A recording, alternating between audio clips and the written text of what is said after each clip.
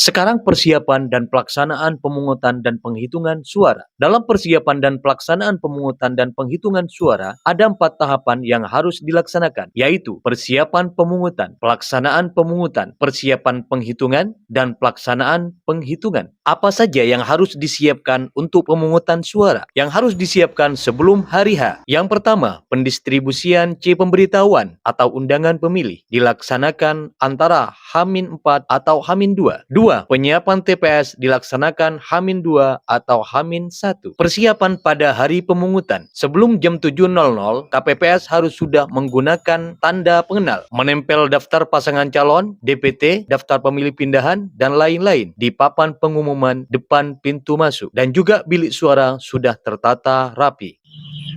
Pelaksanaan pemungutan suara. Rapat pemungutan suara dilaksanakan tepat pada jam 7.00.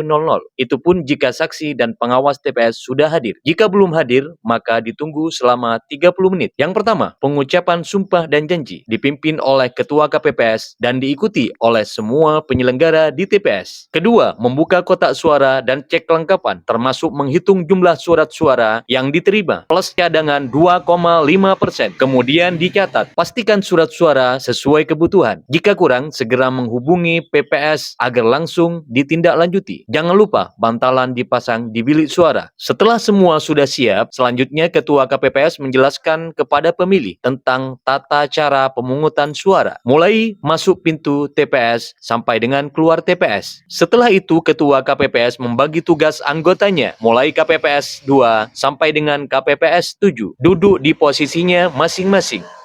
Alur pemungutan suara. Yang pertama, pemilih masuk pintu TPS, menunjukkan C pemberitahuan dan atau KTP. Kemudian mengisi daftar hadir. Petugas KPPS 4 dan 5 mengecek kesesuaian dan memastikan semua jari belum ada tinta penanda telah mencoblos. Kedua, Ketua KPPS memberikan surat suara pemilihan gubernur dan bupati atau wali kota yang sudah ditandatangani. 3. Pemilih duduk di kursi antrian. Pemilih prioritas duduk di depan, pemilih biasa di belakang. Pemilih prioritas lebih didahulukan daripada pemilih biasa, seperti penyelenggara, usia lanjut, dan penyandang disabilitas.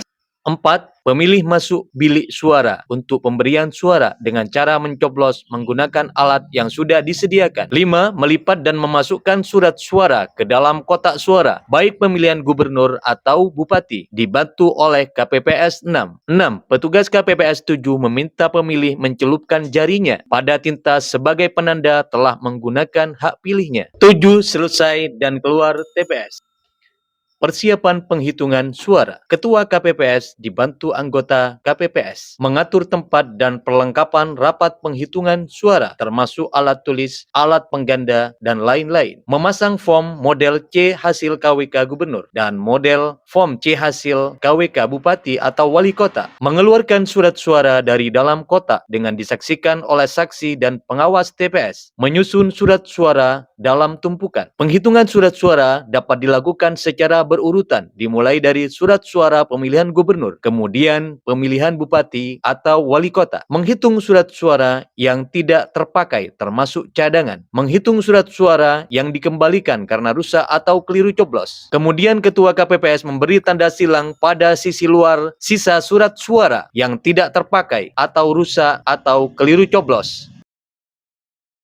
Pelaksanaan penghitungan suara. Ketua memimpin pelaksanaan penghitungan suara di TPS dengan membagi tugas pada semua anggotanya sebagai berikut. Ketua KPPS 1 bertugas memeriksa tanda coblos dan mengumumkan pada saksi pengawas TPS, pemantau dan masyarakat. KPPS 2 bertugas membuka lembar demi lembar dan diserahkan pada ketua atau KPPS 1 untuk diteliti dan diumumkan. KPPS 3 mencatat hasil penelitian yang diumumkan oleh ketua KPPS pada lembar formulir C hasil KWK Gubernur, Bupati, atau Wali Kota. KPPS 4 memeriksa dan memastikan hasil pencatatan telah sesuai dengan yang diumumkan oleh Ketua KPPS. KPPS 5 bertugas melipat surat suara yang telah diteliti dan diumumkan. KPPS 6 dan 7 menyusun surat suara yang telah dilipat dengan mengikat karet per 25 lembar. Setelah penghitungan dan rekapitulasi dikoreksi dan sudah dipastikan benar, gambar, kemudian difoto dan diunggah pada aplikasi Sirekap. Selanjutnya membuat salinan C hasil dan mencatat kejadian khusus dengan mengisi nihil jika tidak ada kejadian khusus yang terjadi.